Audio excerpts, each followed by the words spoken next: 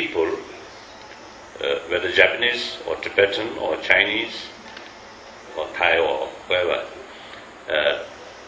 and also I think some other tradition also, like Christian or Hindus or Jains or Muslim, they, without knowing the meaning of the text, scripture, but the mere recite, not much useful, not much sort of effective.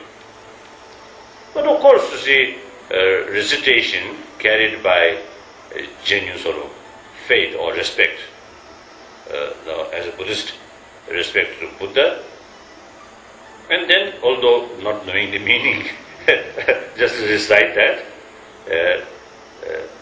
yes, you may have some sort of merit, but that's not sufficient. So therefore, I always believe, and also sharing with the other people, the knowing at least the essence of one's own tradition is very, very essential. So for that, as far as Buddhism is concerned, now especially according to the Tibetan tradition, we consider study is very, very important, very essential, very necessary.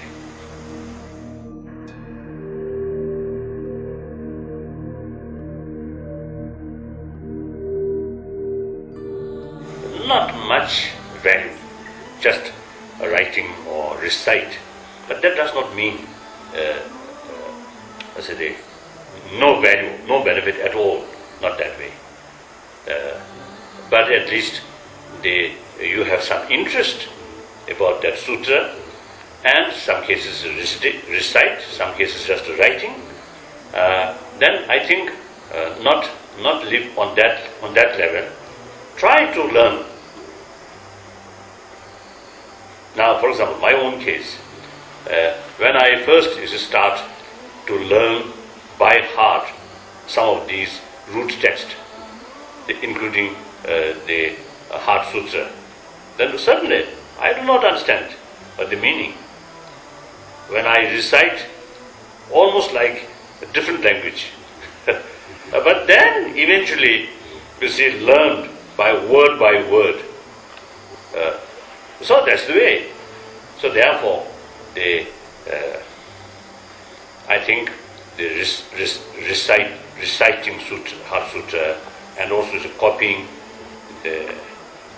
that will helpful to remind you, or to keep in your mind some kind of closeness to the Heart Sutra. So that may help to develop more enthusiasm to study.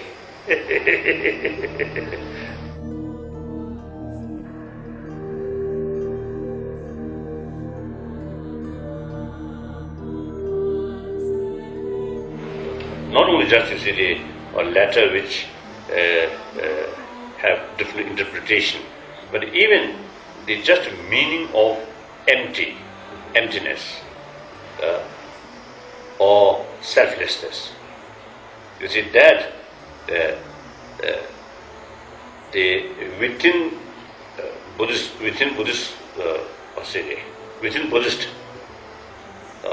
or within Buddhist school of thought, there is different meaning. Not only just different interpretation, but I think different meaning. Even as Buddha when Buddha taught, teaching to his follower, at different time, different place, different audience, you see, Buddha deliberately, you see, explain different meaning of emptiness or the selflessness. Use same word. So therefore, in our tradition, especially now, look, according the commentary of like Heart Sutra, written by great masters of Nalanda University, like Nagarjuna, Nagarjuna's commentary regarding the Pratiparamita Sutra, and the commentary written by Arya Sangha. Differences. There is the differences. Then within the Nagarjuna's own sort of senior student, Baba Viveka, his sort of explanation, and the Buddha Palita, same sort of text to make comment, and same teacher, Nagarjuna, but you see the interpretation between these two senior students of Nagarjuna is big differences.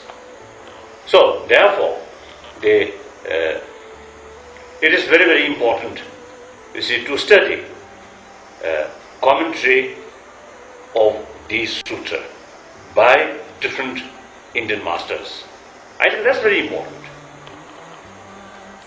In our tradition, in Tibetan tradition, you see, usually, you see, according this sort of, master, like for example, according the Buddha Palita, the interpretation of emptiness is like this.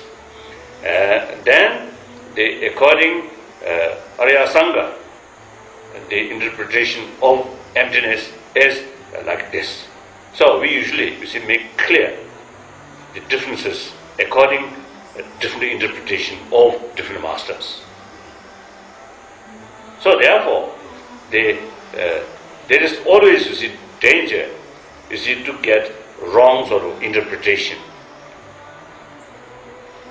Not only just, you see, interpretation due to the letter, but the real meaning itself, you see, there is big differences. So therefore, in order to know, you see, Buddha's sort of teaching, as now in the field of theory, there are many different sort of concepts. So therefore, the study is very, very essential, and some kind of as a comparative study within the interpretation of different masters of Nalanda tradition. Although I have no sort of clear information of how many commentary on Heart Sutra by some past Japanese scholars or masters, I don't know, and also I don't know in the Chinese language. I think there must be, but in any case, if there are some commentary on these like Heart Sutra, then study and make comparison.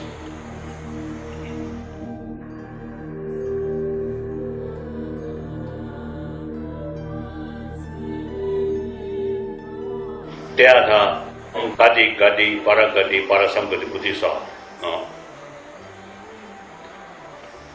I believe there are different interpretation or different meaning according to different practice. That means Sutrayana and Tantrayana. But according one writer of commentary of the Heart Sutra, you see, that master, as a translate, you see, that mantra, they're like Gadi Gadi, go. Gadi Gadi. Paragadi, go beyond. Then Parasangati, go thoroughly beyond. That meaning, usually, you see, they are according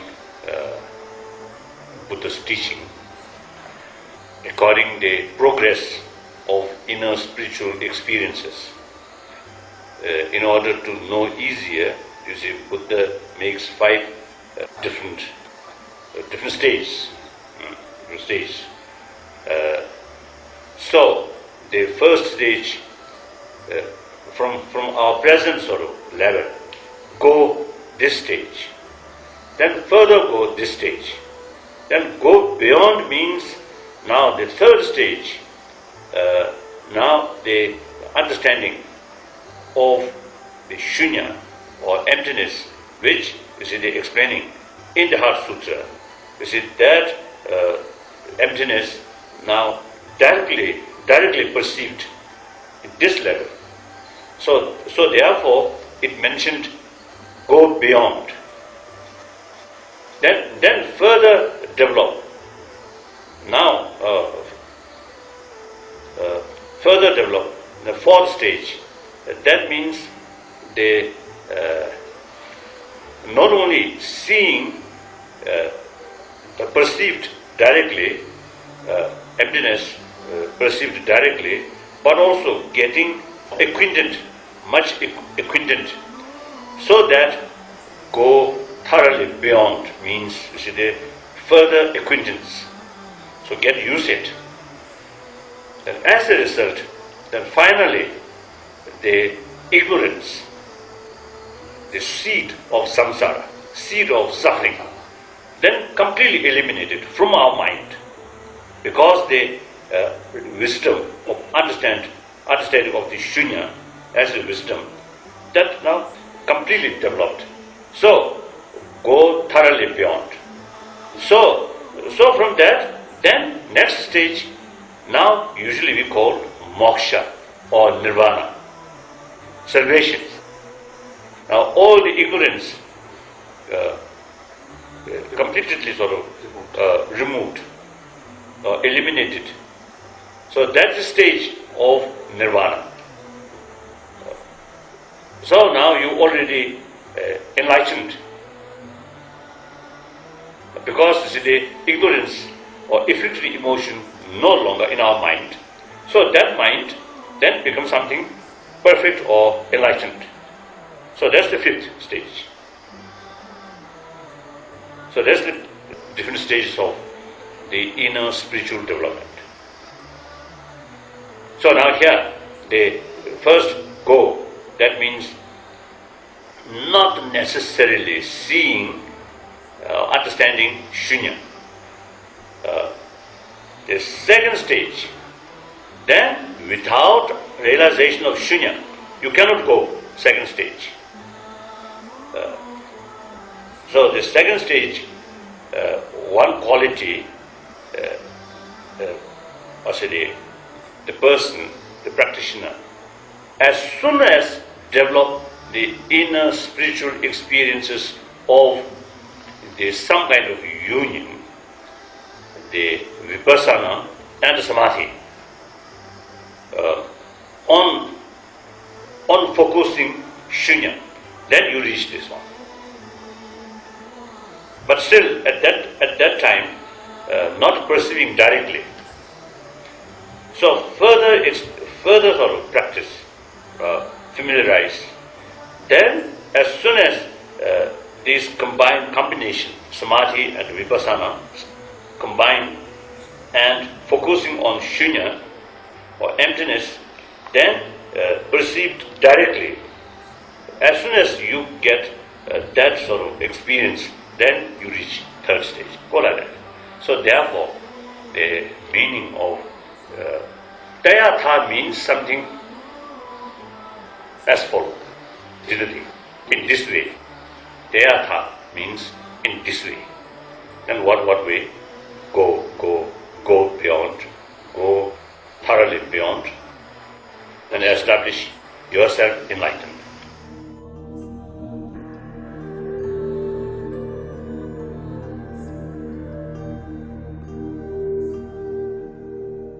So the Heart Sutra at the beginning, something like form is empty, empty is form.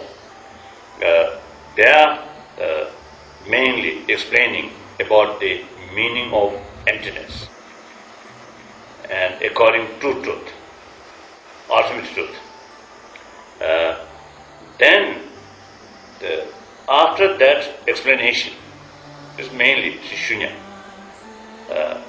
according to truth. Then the mantra explaining as a result of understanding, shunya and how transformation will take place. That explanation carried by the mantra. Like that. So, in other words, the rest of this sutra explaining the subject to be meditated. Then, as a result of meditate on shunya, what transformation will take place? That mentioned.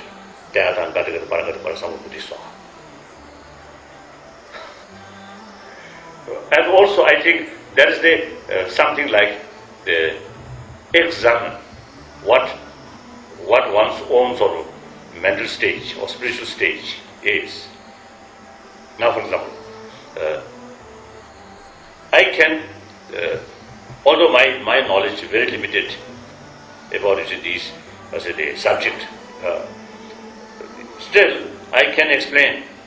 And also when I meditate about shunya, some understanding, some feeling there as a result of, I think, the effort of many decades, at least 4 or 5 decades now. But then, if I feel, oh, now I have some understanding about shunya, or I may be very highly developed, then when I think, or when I sort of go through the other gati parasambudhisa, then I know, oh, my spiritual level is very, very low. So that's important. Because sometimes when we get little knowledge, we feel, oh, I have not knowledge or a very high spiritual realization. That's sometimes it's dangerous. So therefore, it is very useful, helpful, you see, to have one method, you see, to examine one's spiritual level. A method or way to examine one's own spiritual level. So long, you see, my understanding about shunya, without direct perception, direct realization, that means no sign or no hope, I have no base to claim I reach this stage. Then, say, the samadhi, I know I have no samadhi, not yet developed. So then, you know, oh, I also is not reached this third stage. Because in order, the qualification of this third stage, experience of combination, samadhi and vipassana, which focusing on shunya. So, since I have no samadhi experience, so therefore, you see, it is very clear, I still not yet reached here. So, only hope is, oh, begin to reach somewhere here. If I put more effort and certainly more time, then some hope to reach this stage like that.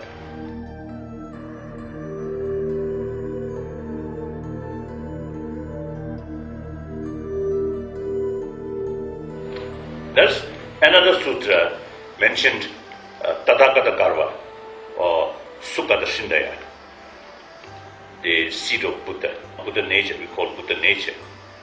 Tathagata Garva Sutra, or Sukha Darshindaya, Sukha Darshindaya Sutra, which is mentioned, or the, which is that sutra, what's it, I think main subject of that sutra is the seed of Buddha.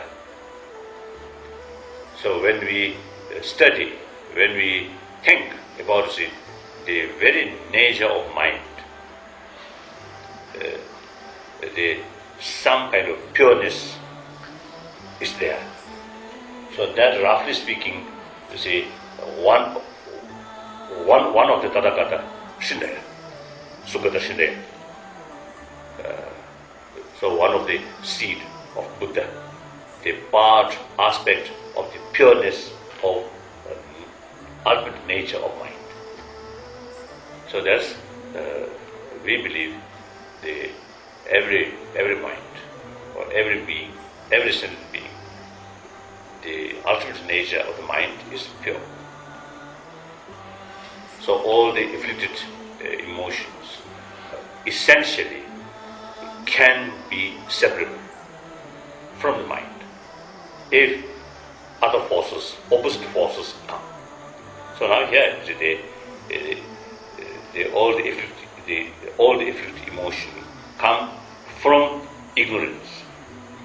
Now there are a lot of different ignorance, but here the ignorance which wrongly perceived, wrongly perceived or wrongly grasped the reality.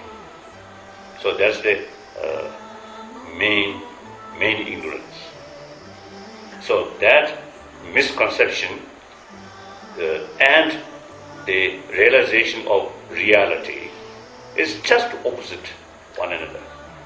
Just like, almost like dark and light. As soon as light comes, dark will go. So similarly, as soon as you develop the realization of the ultimate reality, that means shunya, then the misconception of reality, its force will reduce. Then eventually, when the realization of reality fully develop, the through experience fully develop, then all the misconceptions will completely disappear. So that's the Buddhist explanation why there is Buddha seed. And because of that, every sentient being have potential to become Buddha. So that's Buddhist explanation.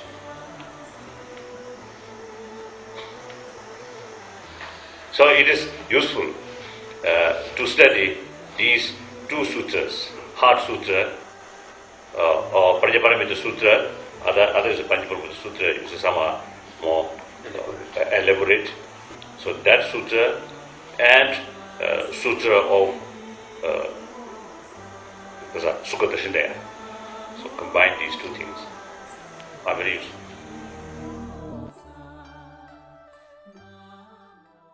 At least you have some interest about that sutra, and some cases recite, some cases just writing.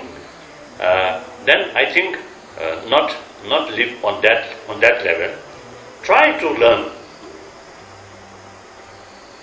Now, for example, my own case, when I first used to start to learn by heart some of these root texts, including the Heart Sutra, then suddenly I do not understand the meaning.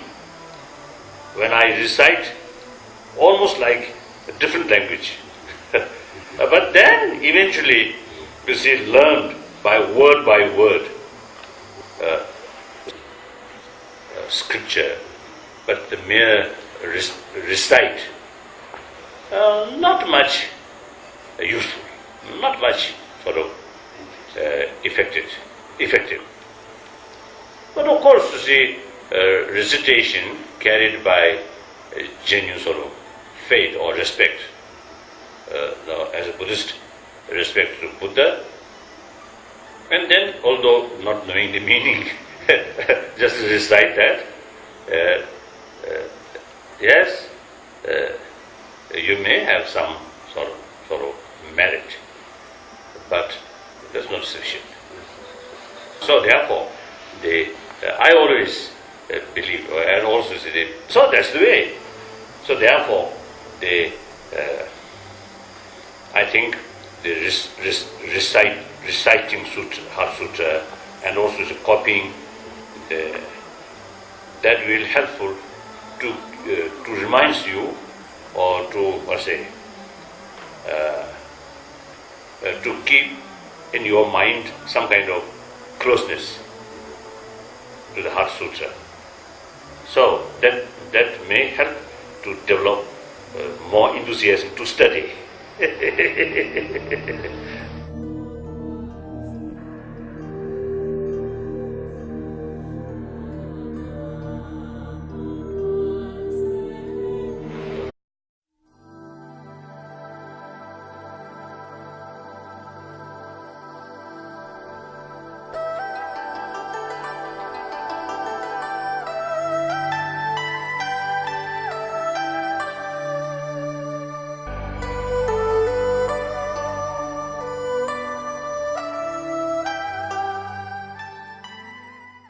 People, whether Japanese or Tibetan or Chinese or Thai or whoever, and also I think some other tradition also, like Christian or Hindus or Jains or Muslim, they, without knowing the meaning of the text, sharing with the other people, they knowing at least the essence of one's own tradition is very, very essential. So for that, as far as Buddhism is concerned, now especially according to the Tibetan tradition, we consider study is very, very important, very essential, very necessary.